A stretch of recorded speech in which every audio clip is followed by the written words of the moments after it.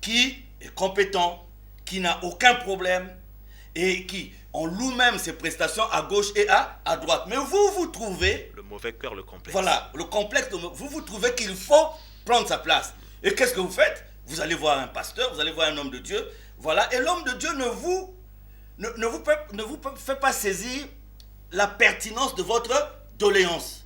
Il se dit non, ok, on va mettre ça dans la prière. Au lieu de vous dire que Dieu qui demande l'amour nous demande de ne pas envier les autres. C'est-à-dire l'enseignement que l'homme de Dieu devait vous donner, c'est de dire contentez-vous d'abord de ce que vous êtes. Et si vous devez évoluer dans la société demain ou après-demain, ce n'est pas le fait de ce que vous avez en envie ou quoi, mais c'est le fait de Dieu lui-même. Et vous allez fréquenter l'église, vous allez faire des prières, organiser des séances de prière pour remplacer le rédacteur en chef qui, lui, dans l'exercice de ses fonctions, n'est même pas au courant de ce que vous faites.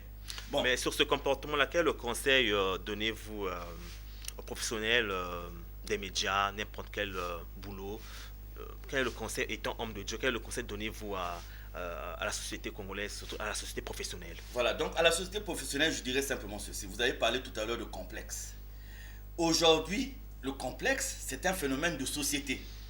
Donc, si nous allons dans les églises aussi avec le complexe, nous avons amené un phénomène de société dans l'église.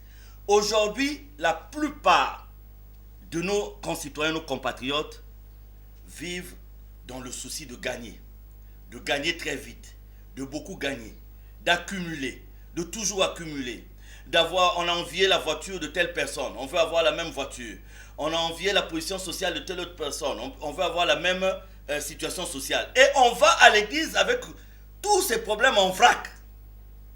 Et quand on est devant Dieu, ce n'est pas en fait la présence de Dieu qu'on veut en soi, en esprit, en vérité.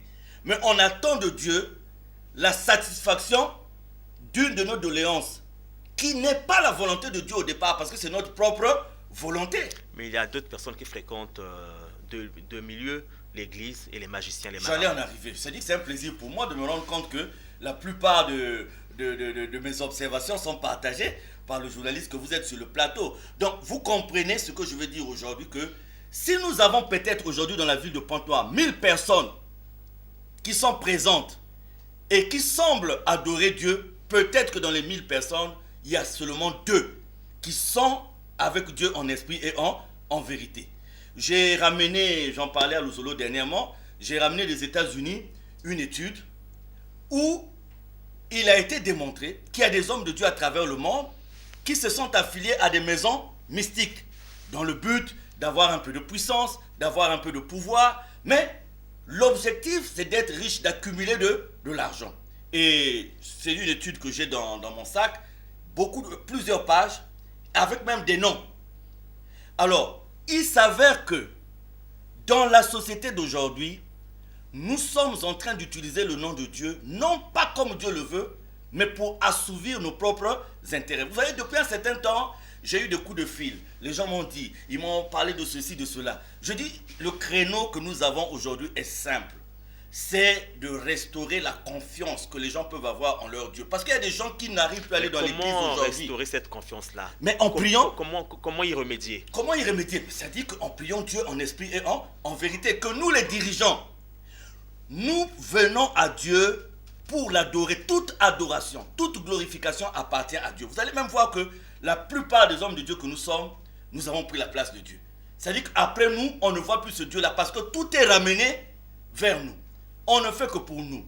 Est-ce que vous-même étant homme de Dieu, cette vérité, vous la pratiquez? Je ne peux pas venir sur une chaîne de télévision, je ne peux pas venir sur une chaîne de radio, proclamer des choses et ne pas faire ce que je suis en train de dire. Je crois que c'est ce que j'ai dit au téléphone aux uns aux autres. Il est simple de rentrer dans ma vie et de constater. Nul n'est juste, la Bible dit. Je ne viendrai pas ici avec la prétention d'être le plus juste d'eux. Mais je pense que la force d'un message dépend aussi de ce qu'on en fait soi-même, de la conviction qu'on a. Moi, je suis dégoûté, mes bien-aimés, je suis dégoûté. Dans tous les quartiers, on parle de Dieu. Il y a des églises partout. Mais pour autant, le cœur de l'homme dans la société ne change pas. Donc, quel est donc ce Dieu-là? Ou c'est un Dieu qui résolument a refusé de nous écouter, ou c'est nous qui n'avons pas découvert le vrai Dieu? Parce que comment expliquer que dans tous les quartiers aujourd'hui, on prie Dieu, on parle de Dieu, nos comportements ne changent pas? Dans les veillées de prière, on attrape telle sœur avec tel frère dans un petit coin sombre pour une activité de louange qui n'est pas, qui n'est pas connectée à Dieu. Comment un pasteur qui est marié officiellement, et, demain matin, il se retrouve avec un deuxième bureau? Comment expliquez-vous? Mais c'est tout ça, c'est tout ça. C'est-à-dire que, regardez, on va me dire, il y a quelqu'un qui m'a dit au téléphone, mais voyez, les grands hommes de Dieu, la femme, c'est une faiblesse. Adam et Ève, David aussi est tombé à cause de la femme. Salomon, à cause de la femme. Samson, à cause de... Donc, les gens prennent des références bibliques pour essayer de justifier ce qu'ils font. Ce qu'ils ignorent, c'est que ces références bibliques existent pour nous empêcher de faire ce qui a été fait par nos prédécesseurs. Franchement, à moins qu'il y ait une mauvaise foi,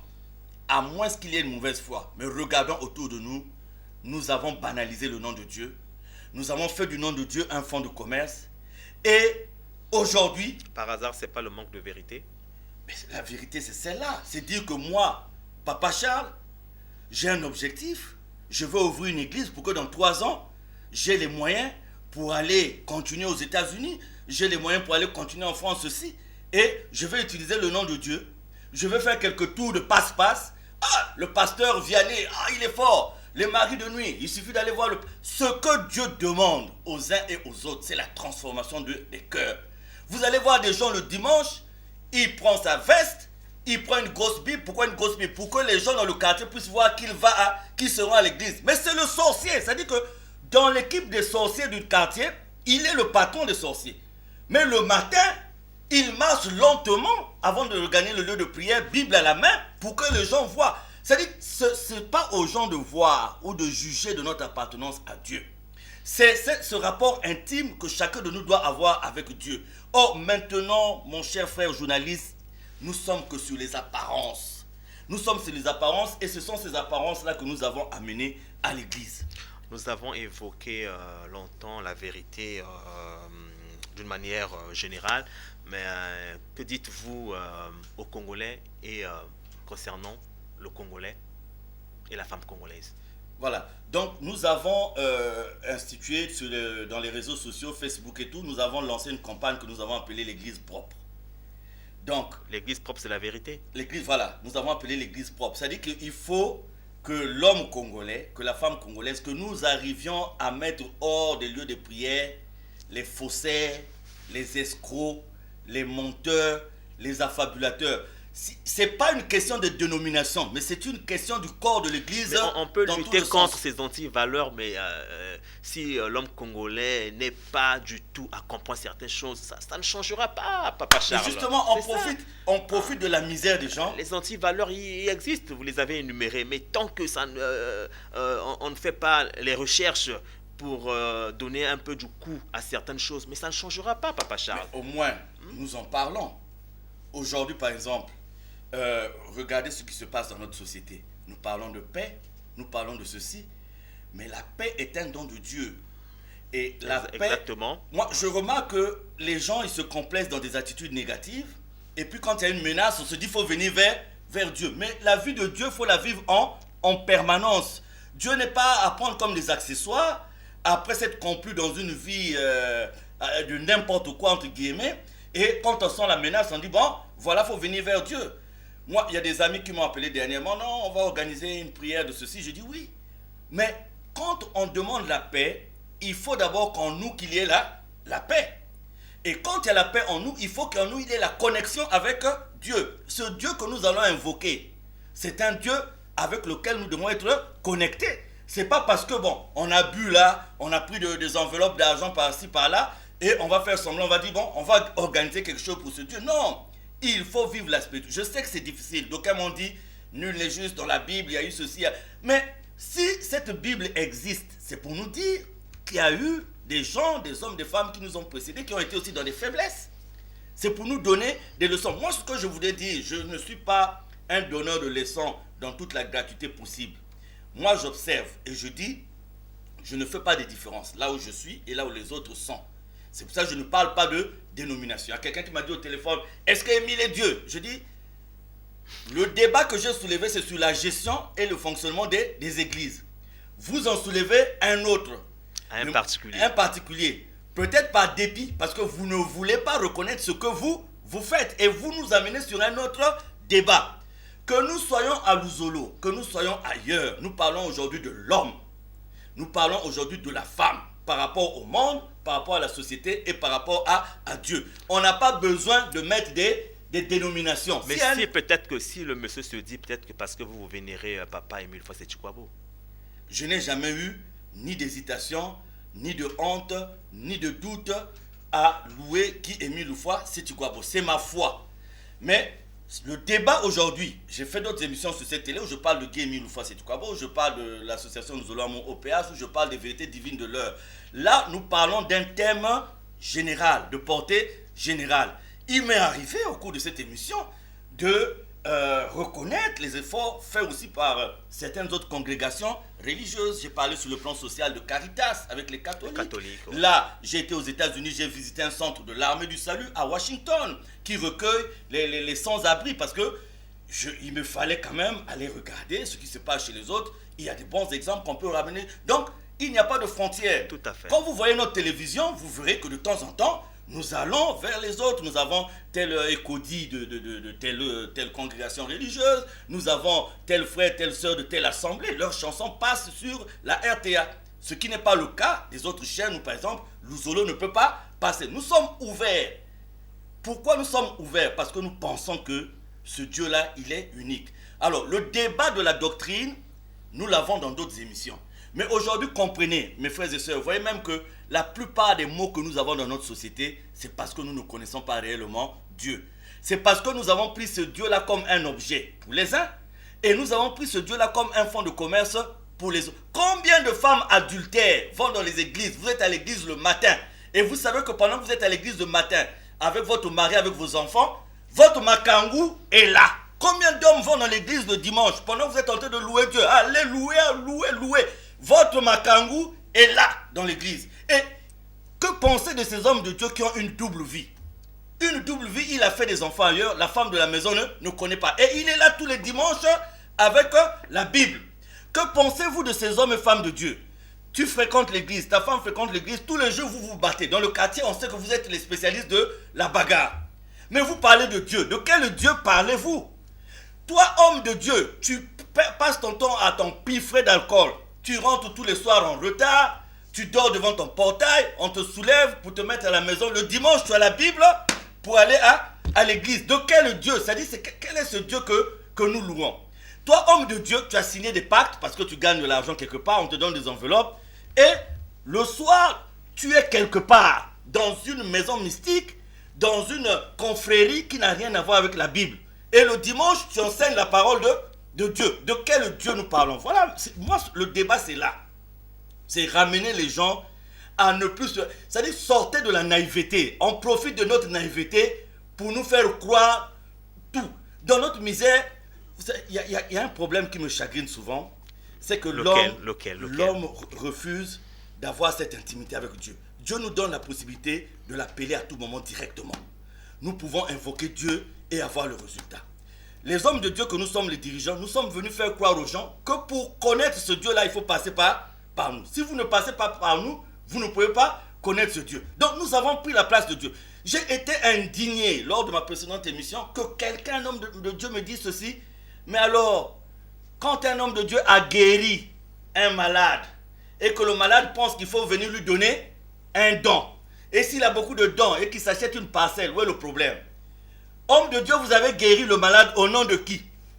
Au nom du Seigneur. Au nom du Seigneur. Qu'est-ce que vous avez donné à ce Dieu? Mais la Bible dit, nous ne voyons pas Dieu, mais nous le voyons à travers le prochain.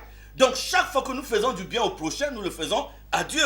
Maintenant, si nous nous contentons de consommer allègrement ce qu'on nous donne, donc nous n'avons pas guéri au nom de Dieu. Quelqu'un m'a parlé de la dîme. La Bible dit, il faut donner la dîme à Dieu et tout ça. Alors, quand quelqu'un vient me donner la dîme, qu'est-ce que j'en fais? Je dis, oh mon frère, mais nous n'avons pas atteint. Et regardez, parlons des États-Unis. Beaucoup d'églises de réveil ici sont affiliées à des églises qui sont aux États-Unis. J'ai visité l'église baptiste, méthodiste, presbytérienne, luthérienne, pour essayer de voir le fonctionnement de ces... Mais le fonctionnement de ces églises n'a rien à voir avec le fonctionnement de nos églises ici. Donc, sortons de la naïveté. Qu'on ne nous trompe pas, nous avons besoin de la... C'est-à-dire, voilà, un autre aspect, la voyance. on prend Dieu pour un féticheur. C'est-à-dire beaucoup d'entre nous, ils ont du mal à croire que Dieu va donner une réponse, que Dieu va nous écouter. Donc il faut venir voir le pasteur Alguiche. Qu'est-ce que Dieu pense de la demande que j'ai envoyée à CTIC? Qu'est-ce que Dieu pense de la dot que je veux faire avec?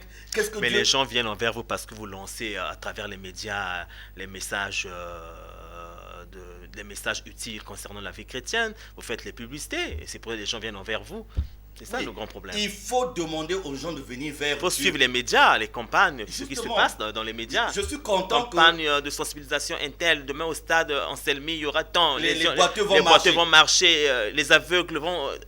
Il y a beaucoup se disent. Ça, et les gens adhèrent, ils partent, ils courent rapidement parce que. On prend Dieu comme un objet. C'est ça. Ouais, on va dire les boiteux vont marcher, c'est bien. Moi, mon souhait, mais moi, je n'ai jamais vu un boiteux marcher. Hein. Même quand les étrangers arrivent ici.